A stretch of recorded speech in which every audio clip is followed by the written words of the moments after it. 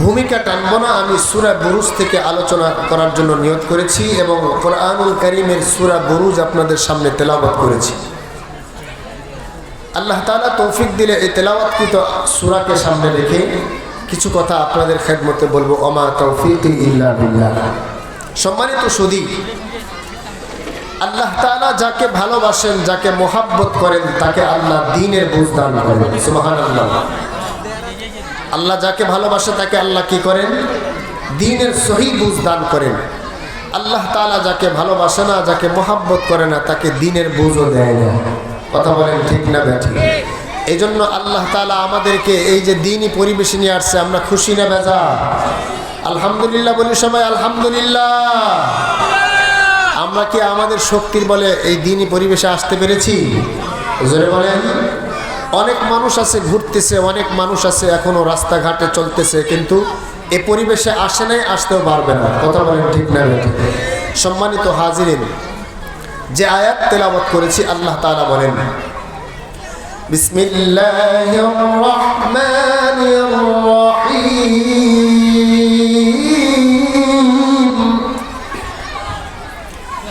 ওয়াস-সামা'i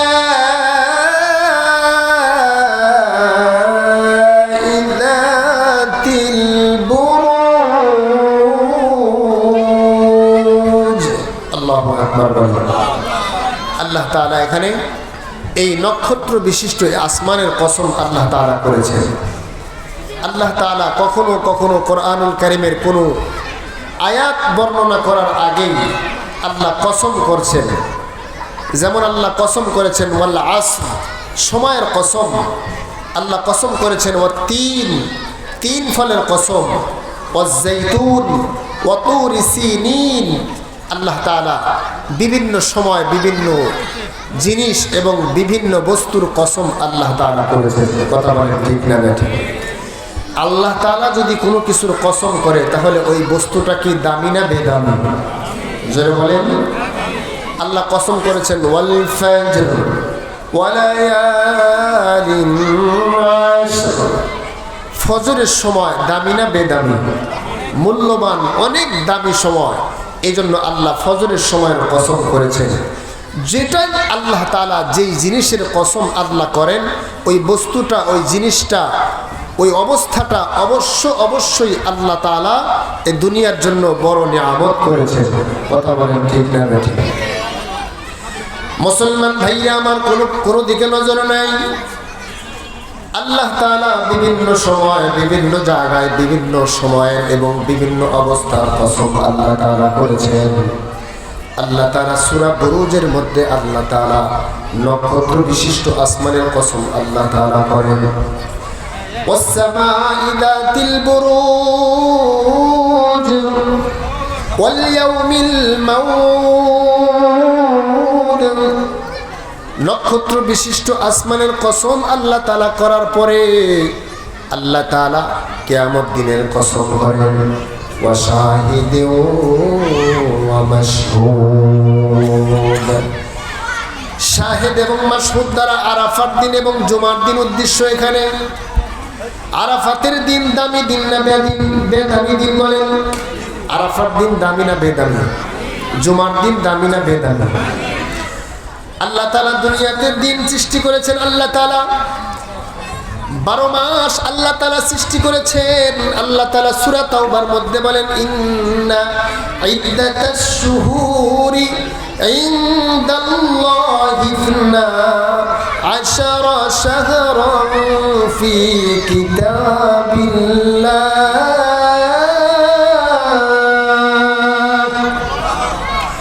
ইয়াওমা খালাকাস সামাওয়াতি ওয়াল আরদা মিনহা আরবাআতুন হুরুম। আল্লাহু আকবার বলেন। মুসলমান ভাইয়া আমার খুব ভালো করে বুঝবেন, আল্লাহ তাআলা যেদিন থেকে আসমান আর জমিন সৃষ্টি করেছেন ওই দিন থেকে আল্লাহ তাআলা 12 মাস করে আল্লাহ তাআলা সৃষ্টি করেছেন। মাস কয়টা? জোরে বলেন, কয় মাস? পৃথিবীর কোন সরকার, পৃথিবীর কোন ক্ষমতাধর 11 মাস বানাইতে পারবে? বছরে 13 মাস পারবে? শিক্ষার মধ্যে হাত দিয়ে শিক্ষার মধ্যে উল্টা পাল্টা করা যায়, কিন্তু আল্লাহ তাআলার 12 মাসের মধ্যে কেউ আঙ্গুল ঢুকায়া 13 মাস করতে পারবে না। কথা বলেন ঠিক না ঠিক?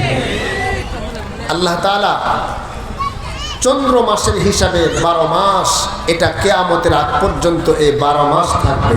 1 মাস পর পর আবার চাঁদ ডুববে, আবার পরবর্তী মাসে আবার চাঁদ উঠবে। সুবহানাল্লাহ। এই 12 মাসের মধ্যে আল্লাহ তাআলা 4টা মাসকে সম্মানিত করেছেন। সুবহানাল্লাহ বলেন। কয় মাস? 4 মাস। এই 4 মাসের একটা মাস হচ্ছে রজব মাস। বলেন কি মাস? জিলকদ, জিলহজ, মুহররম, রজব। এই 4 মাসকে আল্লাহ তাআলা কি করেছেন? সম্মানিত করেছেন। মুসলমান ভাইরা আমার, মুহাদ্দিসিনে কেরাম বলেন, আল্লাহ পাকের কোনো বান্দা যদি এই 4টা মাসে ইবাদত করে, 4 মাসে আমল করে, এই 4 মাসে যদি নামাজ কালাম ইবাদত বন্দেগী ঠিক মতো করে, আল্লাহ তাআলা তাকে বাকি 8 মাস, আল্লাহ তাআলা বাকি 8 মাস তাকে আল্লাহর ইবাদত করার তৌফিক দান করবে। সুবহানাল্লাহ। বিশ্বনবী বলেন, যখন রজব মাস তোমরা পদার্পণ করো, এটা হচ্ছে রজব মাস, এ মাসের নাম কি জোরে বলেন? আল্লাহর পয়গম্বর বলেন, তখন তোমরা বলবে, কুলি আল্লাহুম্মা বারিক লানা ফি রজব ওয়া শাবান ওয়া বাল্লিগনা রমাদান। সুবহানাল্লাহ বলেন। আল্লাহর পয়গম্বর বলেন, যখন তোমরা রজব মাসে পদার্পণ করো, তখন আল্লাহ পাকের কাছে দোয়া করো, রব্বুল আলামিন আমার হায়াত রমজান পর্যন্ত তুমি বাড়ায়া দাও। শাবান আর রজব মাস তুমি আমাকে বরকত দান করো। আল্লাহুম্মা বারিক লানা ফি রজব ওয়া শাবান। এই 2 মাসে ইনকামের মধ্যে বরকত দাও। রমজান মাসে যাতে আমি ইনকামের পিছনে না পড়ি, রমজান মাসে যাতে আমি শুধু তোমার ইবাদতই করি। সুবহানাল্লাহ। এই দোয়া শিখাইছেন কে? আল্লাহর নবী। যারা বলেন কে? আমাদের নবী মুহাম্মদুর রাসূলুল্লাহ। সকলেই বলেন সাল্লাল্লাহু আলাইহি ওয়াসাল্লাম। তার কারণ হলো সাহাবায়ে কেরাম, আল্লাহ পাকের নবীর সাহাবীগণ রজব মাস আর শাবান মাসে ব্যবসা বাণিজ্য করে, এই 2 মাসে ইনকাম করে তারা অর্থ উপার্জন করে পবিত্র রমজানুল মুবারকে শুধুমাত্র কেবলমাত্র তারা আল্লাহ পাকের ইবাদত করতেন। আর আমরা বাঙালিরা এই 2 মাসে শুধু ব্যবসায়িক পণ্য কিনা রাখি, রমজান মাস আসলে দিব দাম বাড়ায়া। কথা বলেন ঠিক না বেঠি? আমরা হলাম এই বাঙালি, বুটের দাম বেড়ে যাবে, খেজুরের দাম বেড়ে যাবে, তেলের দাম বেড়ে যাবে। কথা কি ভুল বলতেছি না ঠিক বলতেছি? পবিত্র রমজান মাস দ্রব্য সামগ্রী বাড়ানোর মাস নয়। পবিত্র মাহে রমজান হচ্ছে মানুষের সহানুভূতির মাস। এই মাসে যদি কেউ কারো প্রতি সহানুভূতি দেখায়, আল্লাহ তাআলা হাসরের ময়দানে তার উপরে দয়াশীল আচরণ করবেন। আল্লাহ নবী হাদিসের মধ্যে বলেছেন, আল্লাহ পাকের কোনো বান্দা যদি তার অধীনস্থ গোলামের উপরে রমজান মাসে কাজের চাপ হালকা করে দেয়, আল্লাহ তাআলা রমজান মাসে কাজের চাপ হালকা করে দেওয়ার বরকতে কিয়ামতের ময়দানে আল্লাহ তাআলা তার হিসাবটাকে আল্লাহ হালকা করে নেবেন। সুবহানাল্লাহ বলেন। আপনারা কি আমার কথা বুঝতেছেন? মুসলমান ভাইরা আমার, আল্লাহ পাক রব্বুল আলামিন সূরা বুরুজের মধ্যে কসম করেছেন কয়টা? জোরে বলেন কয়টা? ওয়াস-সামা'i যাতিল বুরুজ ওয়াল ইয়াউমিল মাউউদ ওয়া শাহিদিন ওয়া মাশহুদ। আল্লাহ তাআলা চারটার কসম, 4টি জিনিসের কসম আল্লাহ তাআলা করেছেন। আল্লাহ তাআলা এখানে আসমানের কসম করেন এবং কিয়ামত দিনের কসম করেন। এরপরে আল্লাহ তাআলা জুমার দিনের কসম করেছেন, এরপরে আরাফার দিনের কসম করেছেন। 4টা কসম আল্লাহ তাআলা করে একটা কথা বলতেছেন। আচ্ছা বলুন তো দেখি, আমরা যদি কসম করে কোনো কথা বলি তাহলে ওই কথাটার ওয়েট বাড়ে না কমে? জোরে বলেন, বাড়ে না কমে? আল্লাহর কসম আমি অমুক জায়গায় গেছিলাম, তাইলে এই কথা কি আর মিথ্যা হতে পারে? জোরে বলেন। এটা আপনার আমি বোঝানোর জন্য বলি আল্লাহর কসম, এটা করেছি ওটা করেছি, মানুষকে সত্যায়ন করার জন্য বলি। কথা ঠিক না? ঠিক বলেন। আল্লাহ বলেন ওয়া আনা আসদাকুল কাইলিন, আল্লাহ হচ্ছে সবার চেয়ে বেশি সত্যবাদী। তামাম পৃথিবীর সকল সত্যবাদীকে এক জায়গায় করলে যতটুকু না সত্য হবে, এর চাইতে কোটি কোটি গুণে বেশি সত্য হবে আল্লাহ পাকের একটা কথা। ঠিক না? ঠিক বলেন। মুসলমান ভাইরা আমার খুব ভালো করে বুঝবেন, যেই আল্লাহ কোনো কথা বললেই সত্য হয়। বিশ্ব পয়গম্বরকে আল্লাহ তাআলা মেরাজের রজনীতে 50 ওয়াক্ত নামাজ দিয়েছিলেন, অবশেষে কমাইতে কমাইতে 5 ওয়াক্ত দিলেন। আল্লাহ বলে হাবিব আমার পবিত্র জবান দিয়ে 50 ওয়াক্ত বের হয়েছে, আপনি রিকোয়েস্ট করে কমাইছেন, যেটা আমার জবান দ্বারা বের হয়েছে ওটাই বলবৎ থাকবে। আপনার কোনো উম্মত যদি 5 ওয়াক্ত নামাজ আদায় করে, আমি আল্লাহ পাক তার আমলনামায় দৈনিক 50 ওয়াক্ত নামাজের সওয়াব লিখিয়া দিব। সুবহানাল্লাহ। তার কারণ হলো আমি আল্লাহর জবান দিয়ে যেটা বের হয় ওইটা আর 2 হয় না। সুবহানাল্লাহ বলেন। যেই আল্লাহ পাকের কোনো কথা 2 হয় না, ওই আল্লাহ পাক রব্বুল আলামিন 4টা কসম করে বলেন কুতিলা আসহাবুল উখদুদ, গর্ত খননকারীওয়ালারা ধ্বংস হয়ে গেছে। সুবহানাল্লাহ বলেন। এখন গর্তটা কারা খনন করেছে আর ধ্বংস হয়েছে কারা, এটা বোঝার জন্য একটু ব্যাখ্যা বিশ্লেষণের দরকার আছে না? সম্মানিত হাজিরিন, আল্লাহ পাকের নবীর জন্মের অনেক আগে এই পৃথিবীতে একজন বাদশা ছিল। বাদশার নাম ছিল বাদশা জুনওয়াজ। নাম কি? বাদশা জুনওয়াজ। আপনারা কথা বুঝতেছেন? এই বাদশা জুনওয়াজ ছিল জালেম বাদশা। বেশি দিন ক্ষমতায় থাকলে যা হয়, বুঝেন নাই? অনেক দিন ক্ষমতায় ছিল, তারপরে নিজের মধ্যে খোদাই দাবি করার একটা ভাব এসে গেছে। এই দরবারে ওই বাদশার রাজ্যের মধ্যে একটা আপনার কবিরাজ ছিল। কবিরাজ আপনাদের এই ঢাকাতে নাই? আপনাদের এই এটা এলাকা, এটা তো আপনার কে বলে দিয়াবাড়ি এলাকার পাশেই, সিটির কাছেই আপনারা। তো আপনারা দেখবেন বিভিন্ন জায়গায় কবিরাজ আছে। কবিরাজ আবার 2 প্রকার হয়। একটা হলো কোরআন হাদিস দিয়ে মাদ্রাসার হুজুররা, মসজিদের ইমাম সাহেবরা কোরআনুল কারীমের আয়াত তেলাওয়াত করে কোনো কিছুর মধ্যে ফু দিয়ে আল্লাহ পাকের পক্ষ থেকে উপকার সাধিত হয়। আরেকটা হলো আপনার কবিরাজি করে শিরিক বেদাত দিয়ে। কামরূপ কামাখ্যা নাম শোনেন নাই? এই ধরনের কবিরাজ আছে না নাই? ওই বাদশার আমলে একটা কবিরাজ ছিল যে কবিরাজি করতো শিরিক বেদাত দিয়ে। ওই কবিরাজ বাদশাকে ডাক দে বলে, বাদশা নামদার, আমি তো বুড়া হয়ে গেছি, আমি তো মারা যাব, আমার মৃত্যুর পরে আপনি এমন একটা ছেলে আমাকে দেন যে ছেলেকে আমি আমার কবিরাজি বিদ্যা শিক্ষা দিয়ে আপনার কাছে রেখে যাব, আপনি বিপদে পড়লে ওই ছেলে আপনাকে উপকার করবে। এবার বাদশা নামদার ঢোল পিটায় দিছে পুরো এলাকার মধ্যে, একটা যুবক ছেলে দরকার। খুঁজতে খুঁজতে একটা যুবক ছেলে পাওয়া গেছে। যুবকের নাম হচ্ছে আব্দুল্লাহ বিন তাহের। সুবহানাল্লাহ বলেন। দেখতে যেমন সুন্দর, চেহারাটা যেমন সুন্দর, যুবকটা অত্যন্ত সৎ এবং নেক।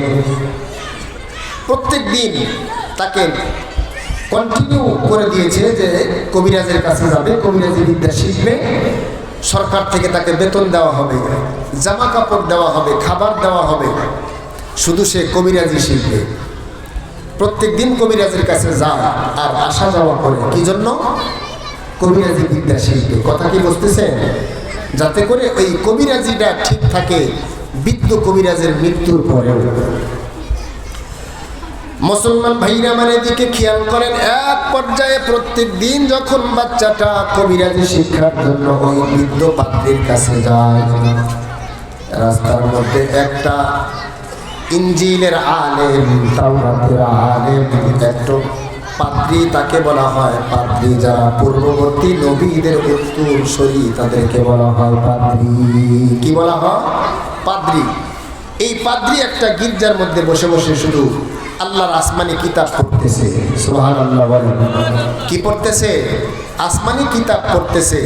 এদিকে বাদশা তাকে দিয়েছে কবিরাজি শিখতে, আর সে ওই গির্জার মধ্যে একটু উকি মেরে তাকায় দেখে কত সুন্দর করে সুন্দর সুন্দর কথা বলে।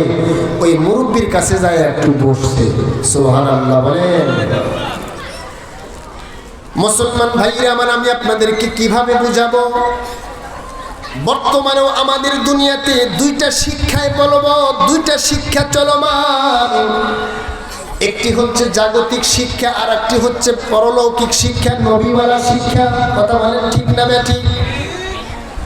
বর্তমান শিক্ষা ব্যবস্থা নিয়ে আমি আপনাদেরকে কয়টা বলবো, কোন কথাটা বলবো দুঃখিত, ব্যথায় তো মনটা ভারাক্রান্ত হয়ে গেছে।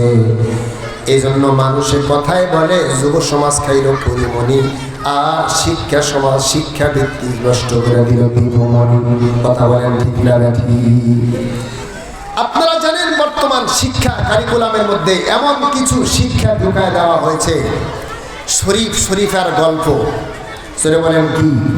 শরীফ থেকে কিভাবে শরীফা হয়। একটা ছেলে বড় হওয়ার পরে সে সিদ্ধান্ত নিবে সে ছেলে নামিয়ে, নাউজুবিল্লাহ বলেন। একটা মেয়ে বড় হওয়ার পরে সে সিদ্ধান্ত নিবে সে ছেলে নামিয়ে। এটা আপনারা মুরব্বী যারা আছেন, আপনাদের 14 গোষ্ঠীর 14 জন্মে এমন শিক্ষা ব্যবস্থা আপনারা দেখছেন? জোরে বলেন। এই মুসলমান, কথা বলতে হবে। জেলের ভয়ে চুপ করে থাকলে চলবে না। একটা জাতিকে নষ্ট করার জন্য শিক্ষা কারিকুলামের মধ্যে অনিয়ম করাটাই যথেষ্ট। কথা বলেন ঠিক না দেখি? শিক্ষা কারিকুলাম নষ্ট হবে, জাতি নষ্ট হয়ে যাবে। শিক্ষা সুন্দর থাকবে, সুশীল থাকবে, জাতি সুশীল হবে। আজকে যারা ডাক্তার হয়েছে এরা শরীফ শরীফের গল্প পড়ে হয় নাই। আজকে যারা ইঞ্জিনিয়ার হয়েছে এরা শরীফ শরীফের গল্প পড়ে হয় নাই। আজকে যিনি প্রধানমন্ত্রী হয়েছেন তিনি শরীফ শরীফের গল্প পড়ে হয় নাই। তাহলে এই সমস্ত গল্পগুলা আমাদের আগামী প্রজন্মকে কোন দিকে নিয়ে যাচ্ছে সেদিকে মুসলমানের দৃষ্টি রাখা লাগবে। কথা বলেন ঠিক না ঠিক? ঘুমায়া থাকলে চলবে না। আসিফ মাহতাব একজন ভদ্রলোক, তিনি এই শিক্ষা কারিকুলামের বইয়ের থেকে শরীফ শরীফের গল্পের যেই 39, 40, 42 পৃষ্ঠা পর্যন্ত 4টি পৃষ্ঠা উনি ছিঁড়ে ফেলেছেন, ওনার প্রতিবাদ করেছেন। এজন্য ব্রাক স্কুল থেকে ওনার চাকরিটা বহিষ্কার করে দিয়েছে। কিন্তু আল্লাহ তাআলা ওনাকে এত সম্মান দিয়েছেন, তার চেয়ে 1000 গুণে বেশি ফ্যাসিলিটি তিনি আল্লাহ পাকের পক্ষ থেকে পেয়ে গেছেন। সুবহানাল্লাহ বলেন। আজকের এই মুসলমান বাংলাদেশ, এটা মুসলমানের দেশ, এটা কোরআনের দেশ, শাহজালালের দেশ, শাহপরানের দেশ, শাহ মাখদুমের দেশ। এদেশে কোরআন বিরোধী আইন বাস্তবায়ন করতে দেওয়া হবে না, হবে না। মুসলমান, এজন্য আপনাদের চোখ কান খোলা রাখা লাগবে। গত কয়েকদিন আগে আমার বাড়ির পাশে এক ভদ্র মহিলা বলতেছে, হুজুর বাচ্চাকে কই দিব বলেন, কি পড়াইতে দিব? আমি বললাম মাদ্রাসায় দেন। এই যে খাদিমুল কোরআন ইন্টারন্যাশনাল মাদ্রাসায় দেন। এইবার সমস্ত মাদ্রাসায় বাংলা, অঙ্ক, ইংরেজি, ভূগোল সব কিছু পড়ানো হয়। আপনার বাচ্চা যদি বাংলা, অঙ্ক, ইংরেজির পাশাপাশি আরবিটাও শেখে তাহলে নূর মালা নূর। বাদ দেন ওই সমস্ত স্কুল, বাদ দেন যে স্কুলের মধ্যে সমকামিতা শিক্ষা দেওয়া হয়, ওই শিক্ষা বাদ দেন যে শিক্ষার মধ্যে ব্যাংক কিভাবে চলে।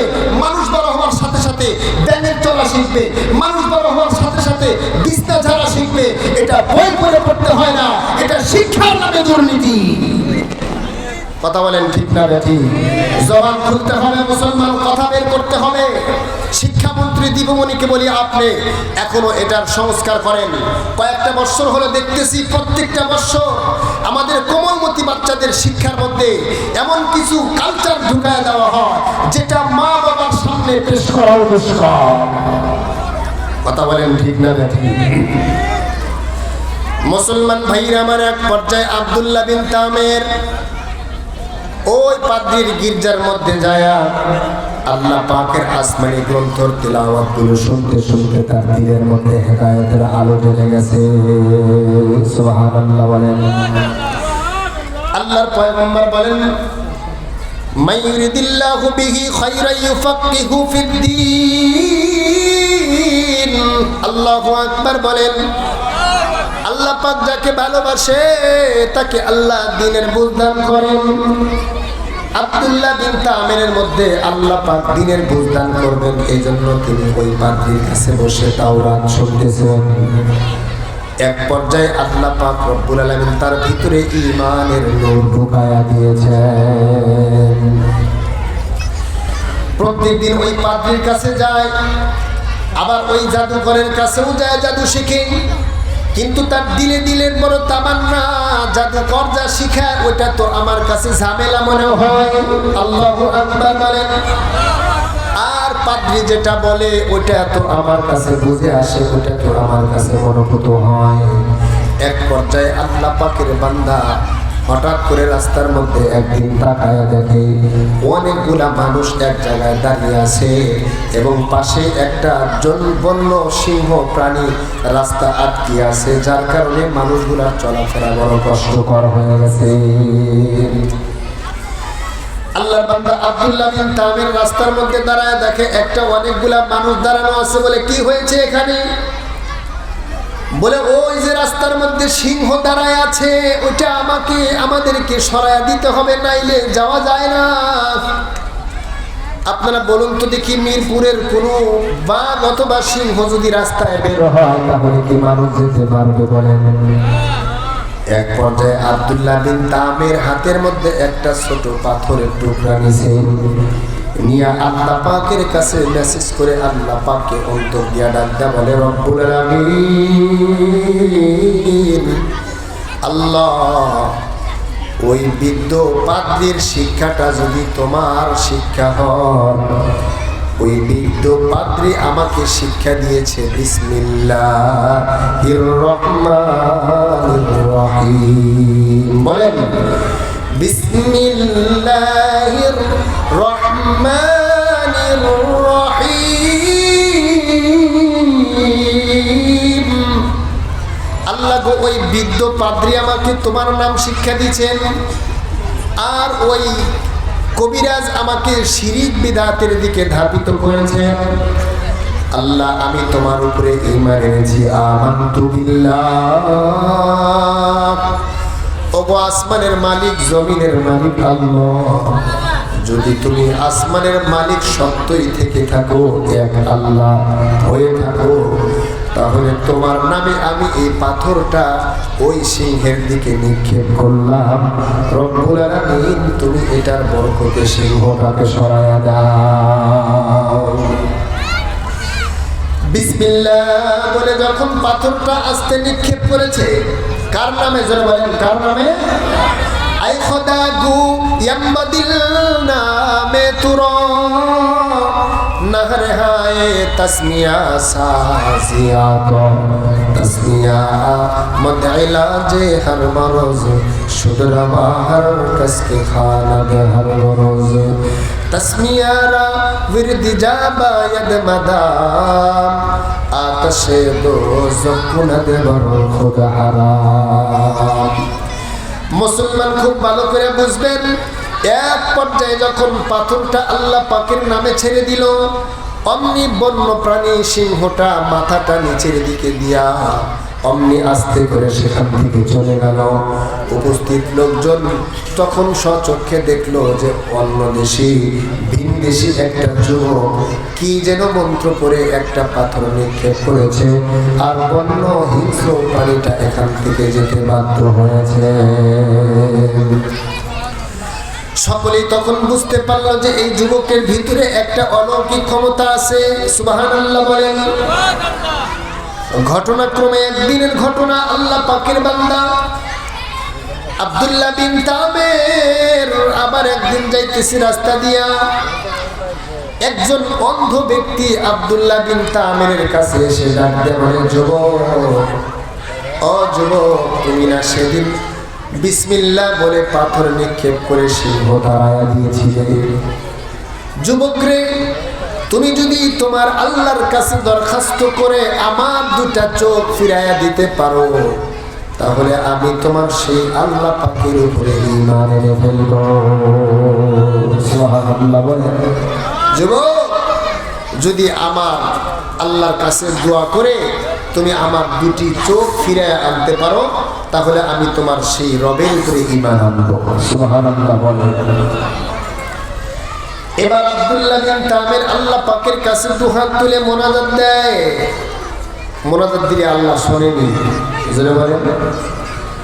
আল্লাহ বলেন, উদউনি আস্তাজিব লাকুম।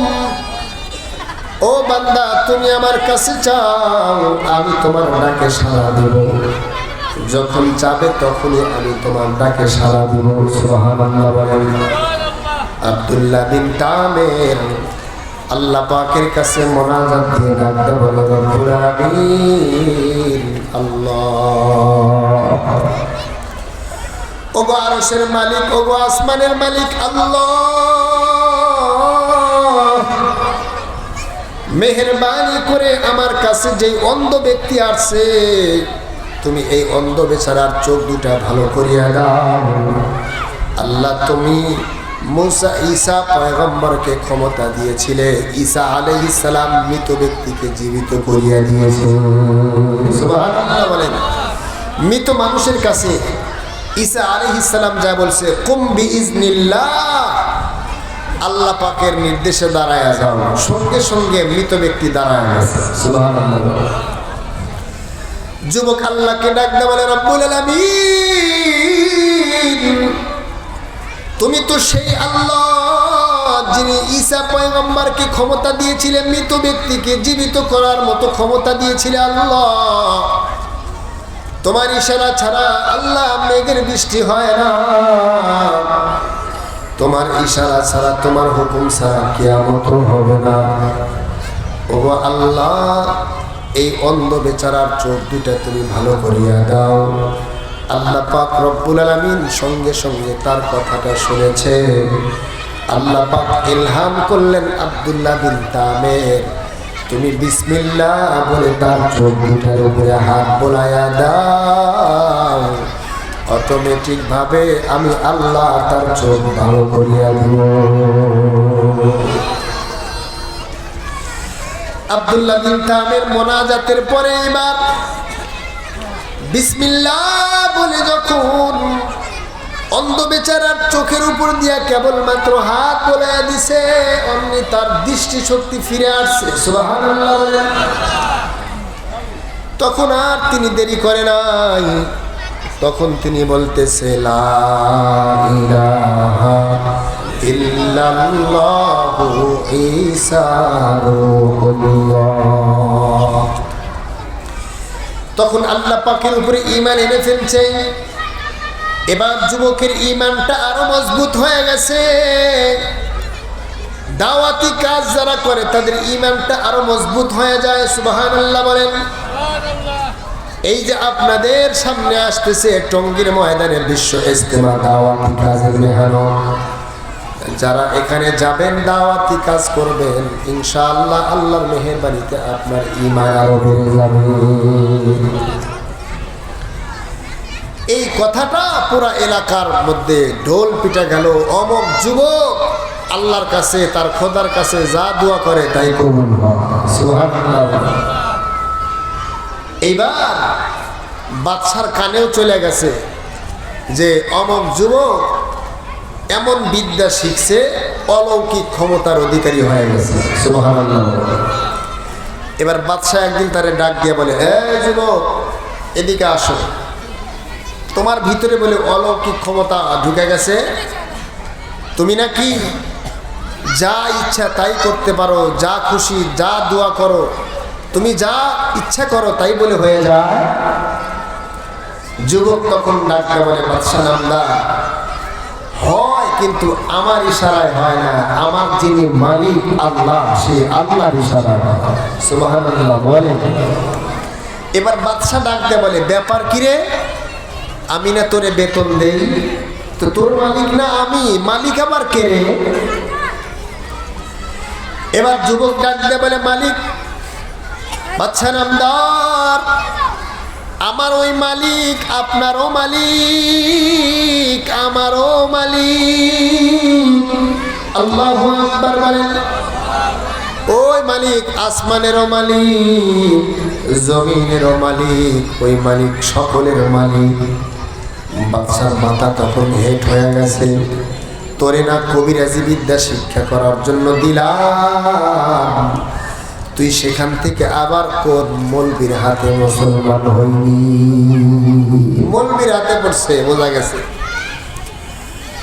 এবার আব্দুল্লাহ বিন তামের ডাক দিয়ে বলে, বাদশা নামদার, আপনি দুনিয়ায় বেশি দিন ক্ষমতায়, আপনিও চিরস্থায়ী থাকবেন না, থাকার জায়গা না। আপনার পূর্বপুরুষ কেউ থাকে নাই, নমরুদ থাকে নাই, ফেরাউন থাকে নাই। এই বাহাদুরি যতদিন দেহের মধ্যে প্রাণ আছে ততদিন বাহাদুরি আছে, প্রাণ বের হয়ে গেলে আপনার লাশটার কোনো মূল্য নাই। সুবহানাল্লাহ। এবার বাদশা নামদারকে স্পষ্ট জানায়া দিল, বাদশা নামদার, আমি সেই আল্লাহর গোলামি করি, সেই আল্লাহর হুকুম পালন করি, আল্লাহর দাসত্ব করি। আপনি ইচ্ছা করলে আমাকে চাকরিতে রাখেন, নাইলে বাদ দিয়ে দেন, জেলে দেন, যাই করেন জেল খাটান, ভয় দেখায় লাভ নাই। আমি আল্লাহর গোলামি ছাড়তে পারবো না। সুবহানাল্লাহ বলেন। এবার বাদশা নামদার বলে, ছাড়বি না? বলে, না না, ছাড়বো না। পুলিশ বাহিনী কোন? এদিকে আয়, এই কর্মচারীরে নিয়ে যা, পাহাড়ে নিয়ে যা, পাহাড় থেকে হাত পা বেঁধে তার জমিনে ছেড়ে দিবি, যাতে করে আমাকে মালিক না মানার স্বাদ মিটে যায়। আমাকে মালিক না মানলে কি শাস্তি হয় সেটা যেন সে টের পায়। বাদশা নামদারের অর্ডার মতো বাহিনীগুলা আল্লাহর বান্দা ইমানদার আব্দুল্লাহ বিন তামেরকে পিছনে হাত পা হাত বেঁধে পাহাড়ের উপরে উঠাইছে। কোথায় উঠাইছে? জোরে বলেন। পাহাড়ে উঠাইছে। উঠায়া হাত পা বেঁধে ছেড়ে দিবে। আপনারা বলুন, পাহাড় পর্বত উঁচার থেকে যদি কোনো মানুষকে নিচের দিকে ছেড়ে দেয়, সে কি বাঁচবে? জোরে বলেন। আব্দুল্লাহ বিন তামেরকে উপর থেকে যখন হাত পা বেঁধে নিচের দিকে ছেড়ে দিবে, তখন আব্দুল্লাহ বিন তামের আল্লাহর দিকে মনোনিবেশ করে দিলটা আল্লাহর দিকে দিয়া আল্লাহকে ডাক দেয়, আল্লাহ, ও মালিক, আমি তোমার উপরে ঈমান আনছি, আমানতু বিল্লাহ। আল্লাহ, দুনিয়ার তাগুদের কাছে আমি মাথা নত করি না, তোমার উপরে আমি ঈমান আনছি গো রব্বুল আলামিন। আল্লাহ, তোমার উপরে ঈমান আনার কারণে আমাকে হাত পা বেঁধে পাহাড় থেকে ছেড়ে আমাকে নিচের দিকে ছেড়ে দিবে রব্বুল আলামিন।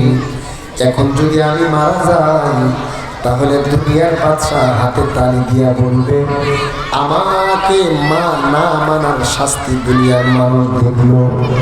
রব্বুল আলামিন, তোমার কাছে একটা দরখাস্ত জানাই, আল্লাহ, যেহেতু গোলামি করি তোমার, তুমি সারা যাতে আমার জানটা কেউ না নিতে পারে। সুবহানাল্লাহ। আল্লাহর কাছে দোয়া কবুল হয়ে গেছে। আল্লাহ দোয়া কবুল করেছেন।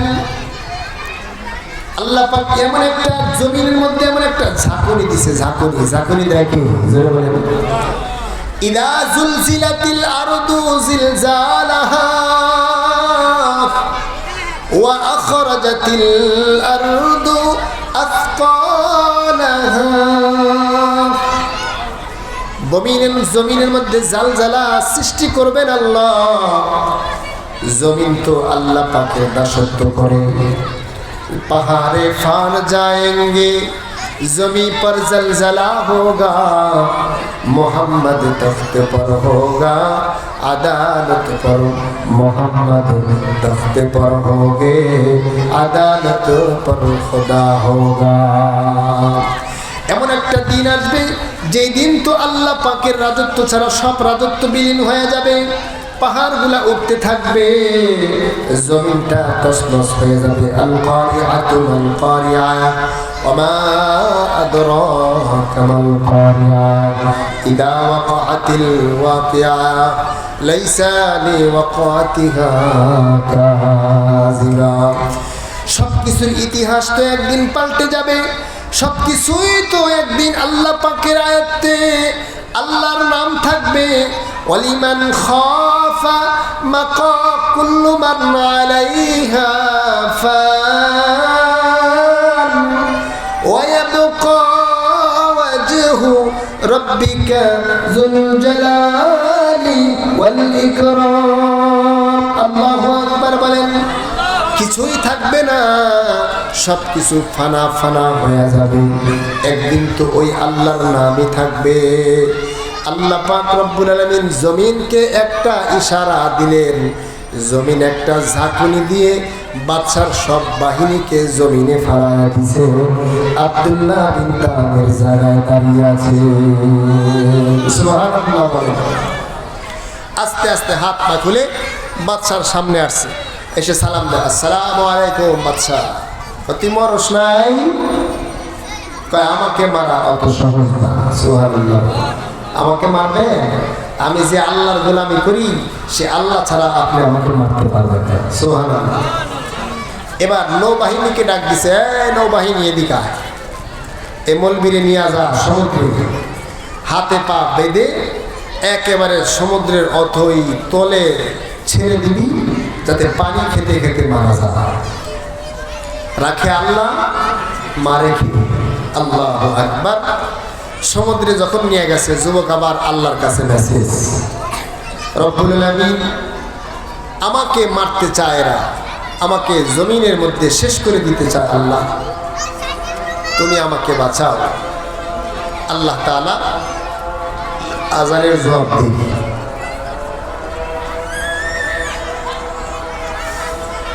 আল্লাহু আকবার।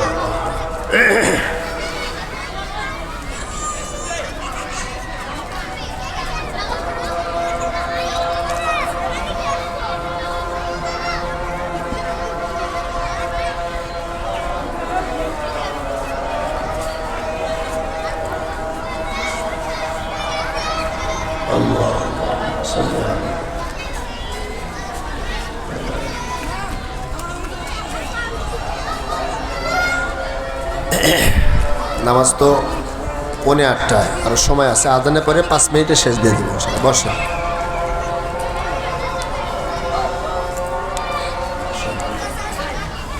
আশহাদু আল্লা ইলাহা ইল্লাল্লাহ।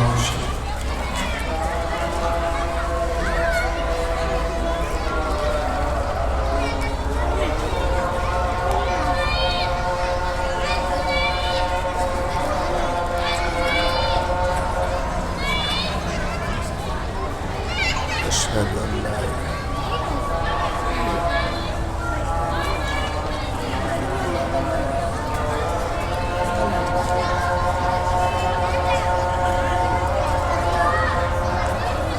أشهد أن محمدا رسول الله.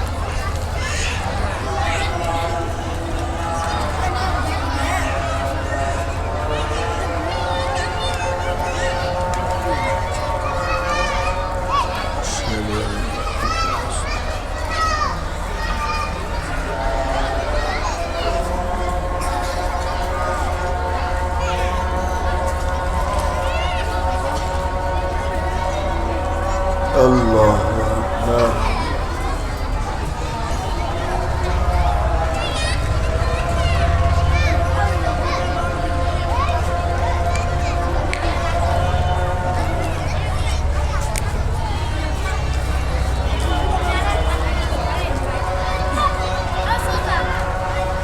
لا حول ولا قوة إلا بالله العلي العظيم.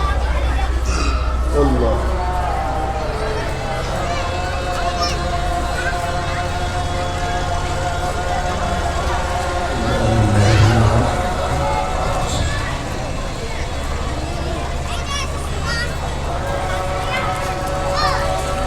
আল্লাহ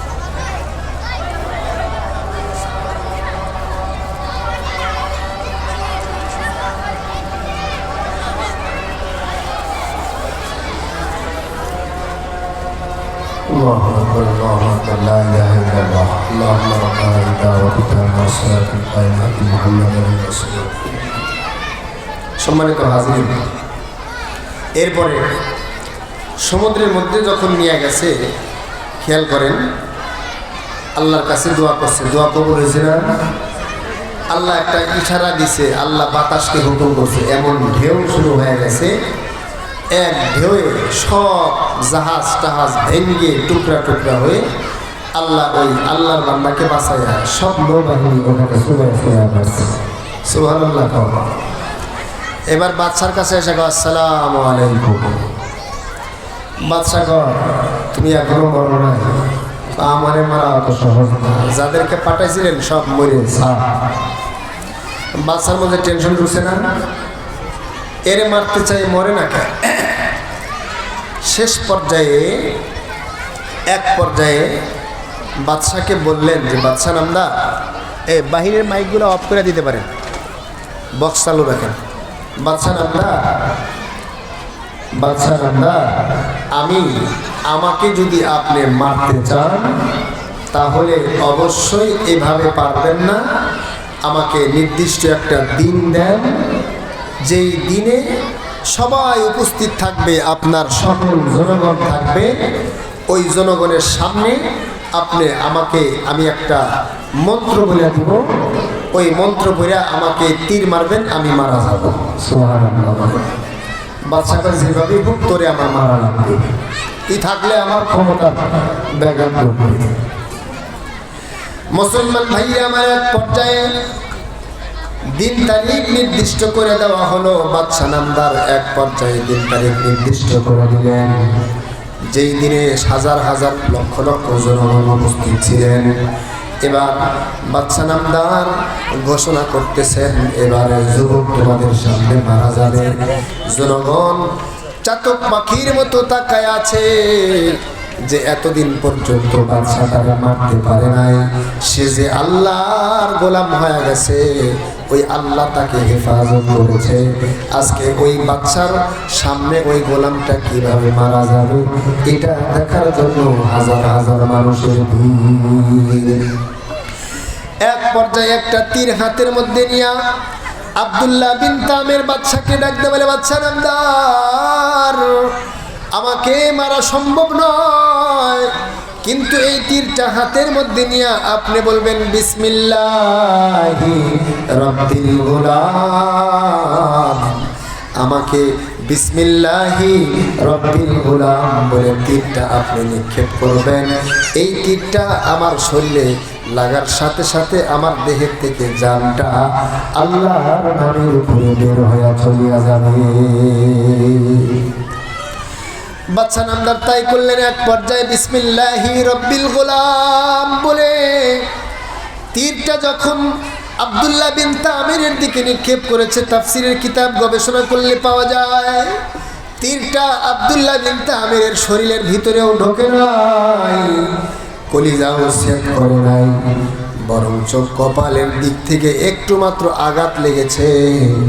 আল্লাহ তাআলা এই একটু আঘাতে আল্লাহ পাকের নামের বরকতে আব্দুল্লাহ বিন তামির আল্লাহর নাম বলার কারণে আব্দুল্লাহ বিন তামির সেখানে শহীদ হয়ে গেছে সুবহানাল্লাহ। এবার হাজার হাজার জনগণ তাকায় দেখলো ব্যাপার কিরে যে আব্দুল্লাহ বিন তামিরকে সমুদ্র নিয়ে মারতে পারলো না পাহাড়ে নিয়ে মারতে পারলো না এখন কি একটা বিসমিল্লাহ বলেছে আল্লাহ শব্দ উচ্চারণ করেছে এই নামের মধ্যে এত পাওয়ার এই আল্লাহ নামের মধ্যে এত স্পিরিট যে নামের সামান্য কারণেই আব্দুল্লাহ বিন তামির শহীদ হয়ে গেল। জনগণ তখন বুঝে ফেলল আমাদের রাজা এটা হচ্ছে ভুয়া খোদা, আসল মালিক আসল খোদা হলো আব্দুল্লাহ বিন তামিরের খোদা। সুবহানাল্লাহ বলেন। এবার সকলে বলে আমরাও আর দেরি করবো না, আব্দুল্লাহ বিন তামির যে আল্লাহর গোলাম ছিল আমরাও সে আল্লাহর গোলাম হতে চাই। হাজার হাজার জনগণ একসাথে সকলে বলে লা ইলাহা ইল্লাল্লাহ। এবার বাদশা নামদার তাকায় দেখে ব্যাপার কি, একটারে থামায় দেখি হাজার হাজার দাঁড়ায় গেল, থামাইলাম একটারে হাজার হাজার দাঁড়ায় গেল, ব্যাপার কি? এই জনগণকে কেমনে থামাবো, এত হাজার হাজার জনগণকে কেমনে শেষ করব? বাদশার মাথা খারাপ হয়ে গেল। এবার বাদশা নামদার গর্ত খনন করলেন, আগুনের গর্ত, অনেকগুলা গর্ত খনন করছেন। আগুনের গর্ত কেন? এই যে হাজার হাজার জনগণ কালেমা পড়ে মুসলমান হয়ে গেছে, এদেরকে আর দুনিয়াতে রাখতে দিবে না, থাকতে দেবে না, এদেরকে দুনিয়ার থেকে বিদায় করার জন্য বাদশা নামদার গর্ত খনন করেছে। আল্লাহ তাআলা দেখেন কি কুদরত, গর্ত খনন করে যখন আগুন দিছে, আগুন ধাউ ধাউ করে জ্বলতেছে। এবার মুসলমানদেরকে আগুনের মধ্যে দেয়, কিন্তু মুসলমানের জায়গাতেই রয়, মুসলমানদের ঈমানের কোনো পরিবর্তন হয় না। সুবহানাল্লাহ বলেন। মুসলমান ভাইরা আমার খুব ভালো করে বুঝবেন, এক পর্যায়ে ওই আগুনটা বাড়তে বাড়তে এত বিশাল হয়ে গেছে, আগুনের পাওয়ার বাড়তে বাড়তে বাদশাকে এবার আগুনে ধাওয়া করছে। সুবহানাল্লাহ বলেন। বাদশাকে ধাওয়া করতে করতে এক পর্যায়ে বাদশা কোনো জায়গায় জায়গা না পেয়ে সমুদ্রের মধ্যে ঝাঁপ দিছে। আল্লাহ তাআলা বাদশাকে সমুদ্রের মধ্যে আগুন থেকে আগুনের ধাওয়ায় সমুদ্রের মধ্যে নিয়ে সুবায়া সুবায়া মারছে। এজন্য বর্তমানেও যারা কোরআনুল কারীম, আল্লাহর দ্বীন, আল্লাহর আসমানি কিতাব কোরআনুল কারীমের শিক্ষা, মাদ্রাসার শিক্ষা, মসজিদের আলেম ওলামাদের সাথে যারা বিরোধিতা করবে, কোরআনের সাথে যারা বিরোধিতা করবে, আল্লাহ পাক রব্বুল আলামিন তাদেরকে অপমান লাঞ্ছিত অবশ্যই একদিন করবে। কথা বলে ঠিক না ঠিক? এজন্য কোরআনকে মহাব্বত করব তো ইনশাআল্লাহ, ইনশাআল্লাহ। এই মাদ্রাসাকে মহাব্বত করব, কোরআনুল কারীমের হাফেজকে মহাব্বত করব, আলেমকে মহাব্বত করব। আল্লাহ তাআলা আমাদের সবাইকে আমাদের দিলের মধ্যে হেদায়েতের আলো জ্বালায়া মৃত্যু পর্যন্ত হেদায়েতের উপর থাকার তৌফিক দান করুন, আমিন। দোয়া চাই আপনাদের কাছে। যে কথাগুলো বললাম, আল্লাহ আগে আমাকে, এরপর আমাদের সবাইকে ঈমানের মতো মহাদৌলত দান করেন, আমিন। ঈমান বড় দামি সম্পদ, বড় দামি জিনিস। আল্লাহ আমাদের ঈমানকে ঠিক রাখার তৌফিক দান করেন, আমিন। মৃত্যু পর্যন্ত আল্লাহ তাআলা তার পবিত্র কোরআনের সাথে, আল্লাহ তাআলার হুকুমের সাথে আমাদেরকে লেগে থাকার তৌফিক দান করেন, বলেন আল্লাহুম্মা আমিন। ওয়া আখির দাওয়ানা আনিল হামদুলিল্লাহি রাব্বিল আলামিন ওয়া মা আলাইনা ইল্লাল বালাগ। আসসালামু আলাইকুম ওয়া রাহমাতুল্লাহি ওয়া বারাকাতুহু।